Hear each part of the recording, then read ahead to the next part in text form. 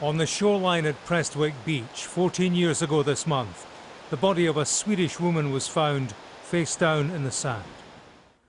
The death of 30-year-old Annie Borjesson was recorded as suicide. Her family aren't so sure.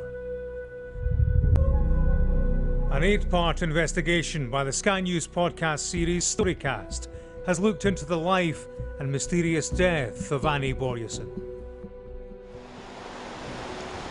The post-mortem conducted in Scotland recorded the cause of Annie's death as drowning.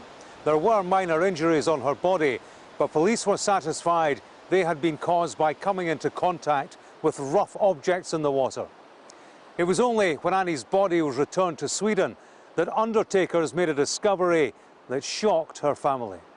The bruise to the head indicated that she had been done harm by someone. Investigative journalist Marcello Mega is one of few people to have seen Annie's post-mortem photographs. There was a massive bruise to the temple, which immediately said to me that she had been struck very hard, probably by a blunt instrument, the sort of blow that would knock most people unconscious, I would think. There was also significant bruising to her arms.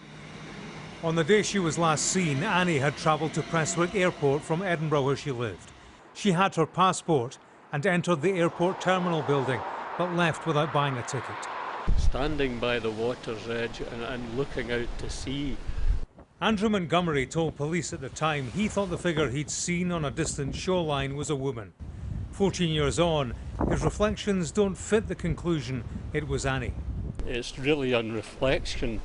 I think the light was so poor that I couldn't be absolutely certain it was a woman. Scotland's Crown Office has said Annie's death was thoroughly investigated. After detailed consideration of the facts and circumstances, it says, the Procurator Fiscal concluded there were no suspicious circumstances, and as there were no systemic defects which contributed to the death, there was no basis to hold a fatal accident inquiry. Annie's family say it leaves fundamental questions unanswered about just what did happen to their daughter in the moments before her death here 14 years ago. James Matthews, Sky News, Prestwick.